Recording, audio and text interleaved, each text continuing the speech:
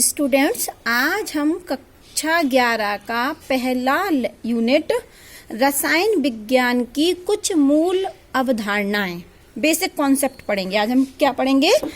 Some basic concept of chemistry. ठीक है,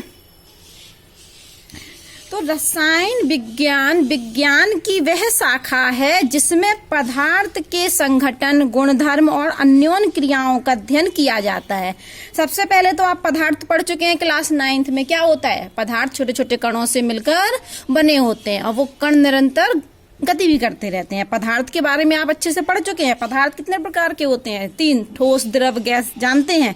तो रसायन विज्ञान में हम क्या करते हैं? पदार्थ के संघटन, गुणधर्म और अन्योन्य क्रियाओं का अध्ययन करते हैं। तो विज्ञान की वह शाखा जिसके अंतर्गत हम पदार्थ के संघटन, मतलब पदार्थ के घटक क्या है, पदार्थ किन चीजों से मिलकर बना है, पदार्थ के संघटन और पदार्थ के गुणधर्म और पदार्थों के अन्योन्य क्रिया, आपस में क्रिया करने का अध्ययन करते हैं।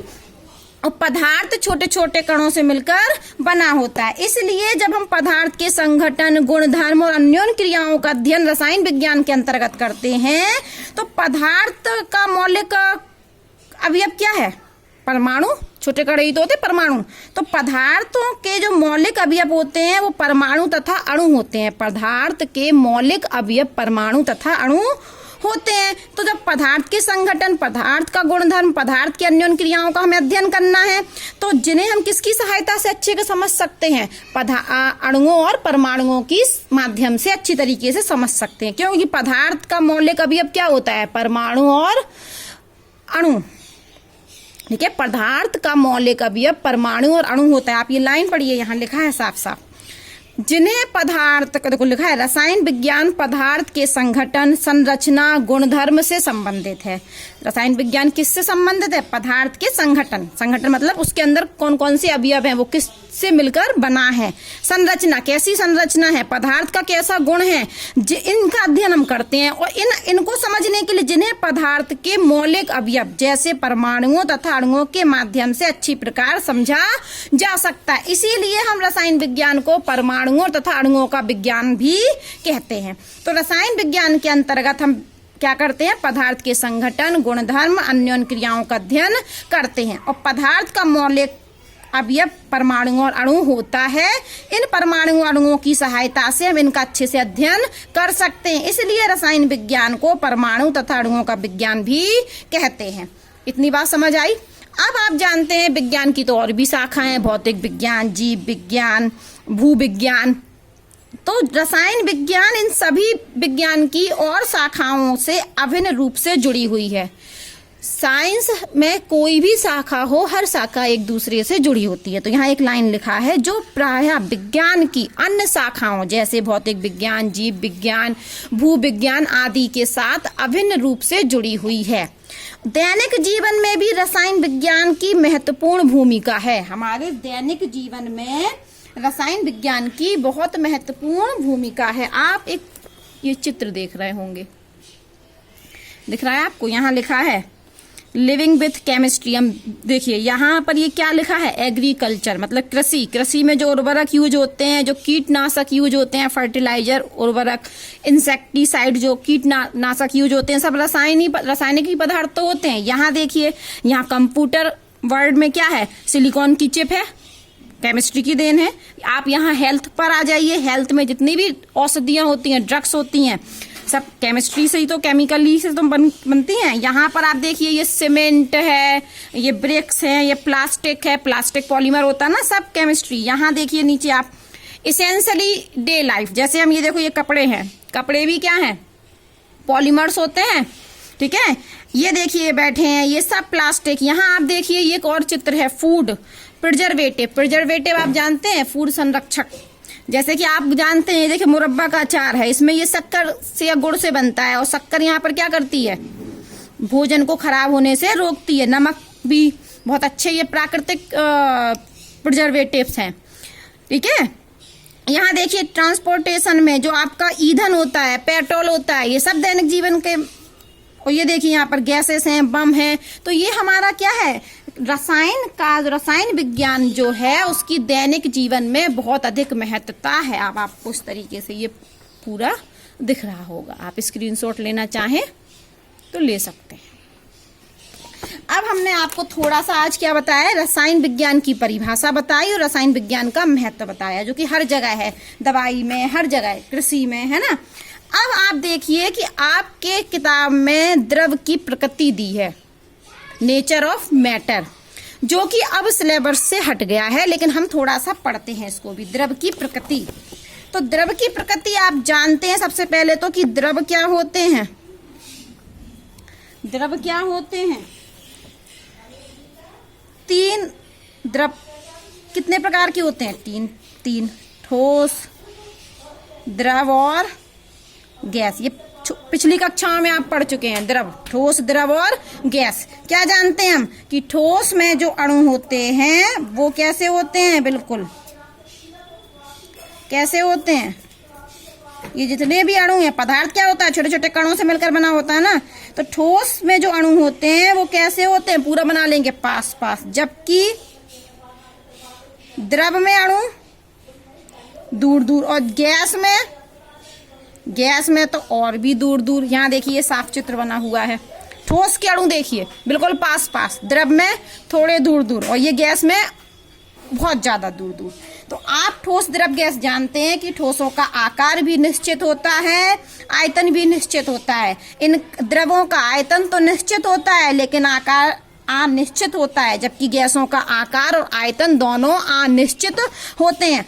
ठोस के अणु पास पास होते हैं, द्रव के अणु थोड़े दूर दूर और गैस के बहुत दूर दूर होते हैं। एक और बात है कि ठोस में जो अणुओं के बीच में आकर्षण बल लगता है वो सबसे ज्यादा होता है, और गैस में अणुओं के बीच में जो आकर्षण बल लगता है वो कम होता है, और द्रव में ठोस और गैस के बीच में होता है। ठोसों से तो कम लगता है आकर्षण बल, लेकिन गैस के अणुओं के बीच लगने वाले आकर्षण बल से द्रव में ज्यादा होता है। ये सब पिछली कक्षाओं में आप पढ़ चुके हो।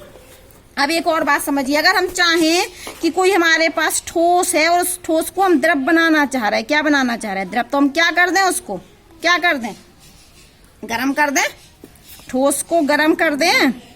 बर्फ होती है, तापमान बढ़ा दें तो बर्फ क्या होती है, पिघल जाती, द्रव बन जाती है।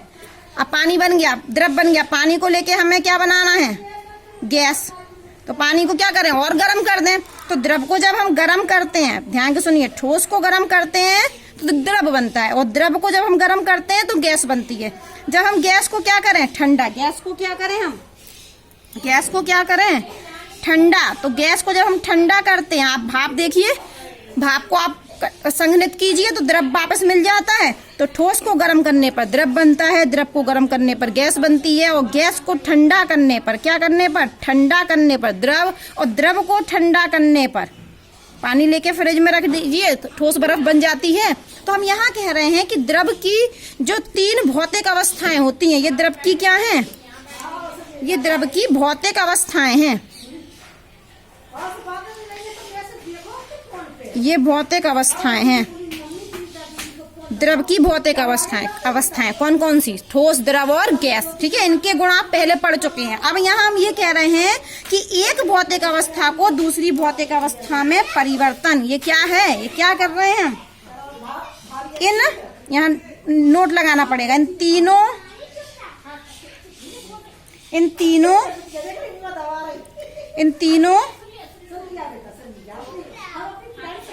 अवस्थाओं को एक दूसरे में परिवर्तित किया जा सकता है। क्या लिखा मैंने कि इन भौतिक अवस्थाओं को हम एक अवस्था को दूसरी अवस्था में परिवर्तित कर सकते हैं, ठोस को द्रव में, द्रव को गैस में, गैस को द्रव में, और द्रव को ठोस में। ठीक है, अब थोड़ा और देखिए आप, यहाँ एक और वर्गीकरण है, हालांकि ये सिलेबस से भी हट चुका है पर हम थोड़ा पढ़ेंगे इसको भी। ये द्रव का वर्गीकरण और है, मिश्रण और शुद्ध पदार्थ।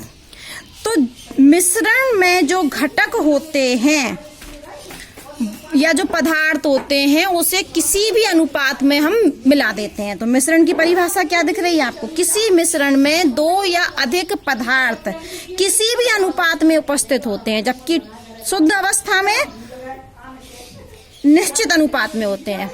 पदार्थ किस अनुपात में होते हैं? निश्चित अनुपात में। जैसे हम ग्लूकोज ले लें, उदाहरण ले लें हम ग्लूकोज।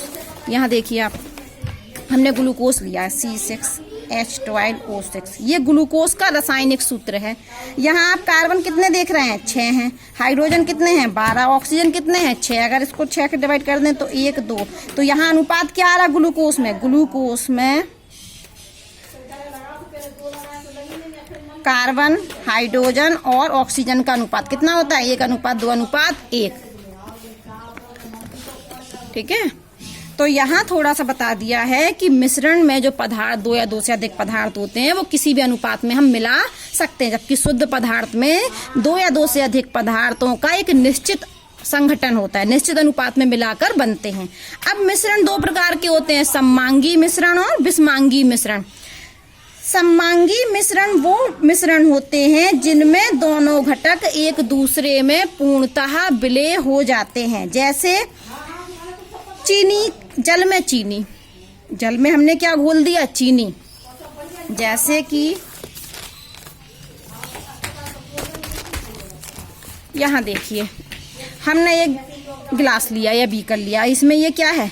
जल है, और जल में हमने क्या मिला दी? चीनी।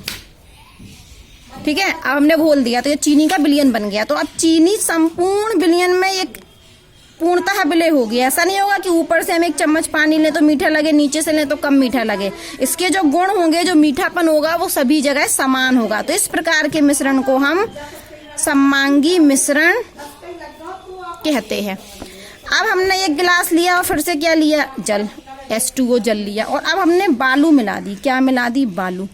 तो बालू कहाँ होगी? पूरे मिश्रण में वितरित नहीं होगी। कहाँ आ जाएगी? नीचे। अगर हम ऊपर से थोड़ा सा पानी निकालें तो उसमें बालू की मात्रा कम आएगी, और अगर हम नीचे का पानी देखेंगे तो नीचे के पानी में बालू की मात्रा ज्यादा होगी। तो इस प्रकार के मिश्रण विषमांगी मिश्रण होते हैं। विषमांगी मिश्रण का उदाहरण है पानी और बालू, और सममांगी मिश्रण का उदाहरण है चीनी का विलयन। ठीक है, तो यहाँ पर सममांगी मिश्रण में जो घटक होते हैं वो एक दूसरे में पूर्णतः मिश्रित हो जाते हैं, मिल जाते हैं, जैसे पानी में शक्कर। और जबकि विषमांगी मिश्रण में जो घटक होते हैं वो एक दूसरे में पूर्णतः नहीं मिलते। उदाहरण के लिए बालू और पानी को मिलाया। अब जो हवा होती है, हवा में कई प्रकार की गैसें होती हैं, लेकिन वो आपस में एक दूसरे में पूर्णतः मिश्रित होती हैं। तो हवा एक क्या है? सममांगी मिश्रण। अब यहाँ आते हैं शुद्ध पदार्थ। भी 2 प्रकार के हैं, तत्व और यौगिक। जैसे कि आप शुद्ध पदार्थ को तो हमने बताया था कि इनका संघटन क्या होता है? निश्चित होता है। ठीक है, अनुपात क्या होता है? निश्चित होता है। और जैसे ये दिए हैं विभिन्न तत्व हमको, तत्वों के परमाणु, जैसे कि आप देख रहे हैं यहाँ पर तांबा, चांदी, सोना, जल, ये सब क्या है? शुद्ध पदार्थ के उदाहरण हैं। अब ये तत्व हैं आपका hydrogen, oxygen, nitrogen, copper, sodium. ठीक है, तो इन तत्वों के ये परमाणु हैं। अब 2 परमाणु मिल गए, जैसे एक हाइड्रोजन का परमाणु ये है और एक हाइड्रोजन का परमाणु ये, तो इसने क्या बना लिया? H2। जैसे आप देख रहे हैं, एक हाइड्रोजन ये और एक हाइड्रोजन ये, तो क्या बन गया हमारा? H2। तो H2 क्या होता है? अणु। तो 2 परमाणु या 2 से अधिक परमाणु मिलकर अणु का निर्माण करते हैं। तो अणु क्या होते हैं? परमाणुओं से मिलकर बने होते हैं। यहाँ पर एक ऑक्सीजन का परमाणु ले लिया हमने और दूसरा भी ऑक्सीजन का परमाणु ले लिया, तो यहाँ क्या बन गया? O2। ये क्या बन गई हमारी? O2। तो O2 क्या है? अणु। तो अणु कैसे बनते हैं? परमाणुओं से मिलकर। अब कई यहाँ पर एक और है कि जब 2 अलग अलग तत्वों के परमाणु मिल जाएं, जैसे एक C ले लिया हमने और एक O2 ले लिया, तो ये क्या बन गया? CO2। तो ये क्या बन गया? यौगिक। ये क्या बना हमारा? यौगिक। ठीक है, जब भिन्न तत्वों के, जब भिन्न, एक ही तत्व नहीं हो, जैसे एक ही तत्व है, जब H2 बना तो इसमें तत्व क्या है? दोनों हाइड्रोजन हाइड्रोजन था। जब हमने O2 की बात की तो दोनों तत्व क्या थे? O ऑक्सीजन ऑक्सीजन थे। लेकिन जब हम कार्बन डाइऑक्साइड की बात कर रहे हैं, ये भी अणु है CO2 का, लेकिन इसको हम यौगिक भी कहेंगे। क्यों? क्योंकि इसमें 2 भिन्न भिन्न तत्वों के परमाणु हैं। तो 2 भिन्न तत्वों के 2 या 2 से अधिक परमाणु संयोजित होते हैं, तब यौगिक का एक अणु प्राप्त होता है। ठीक है, यौगिक का एक अणु प्राप्त होता है। तो यहाँ पर कुछ अणुओं के हम एग्जाम्पल दिया, इनको यौगिक भी बोल सकते हैं हम, CO2, O2। ठीक है, इनको अब हम नेक्स्ट वीडियो में द्रव के गुणधर्म और मापन पढ़ेंगे। ठीक है, हालांकि ये टॉपिक अभी हट गया है, तब पर आपको थोड़ा सा पढ़ना है।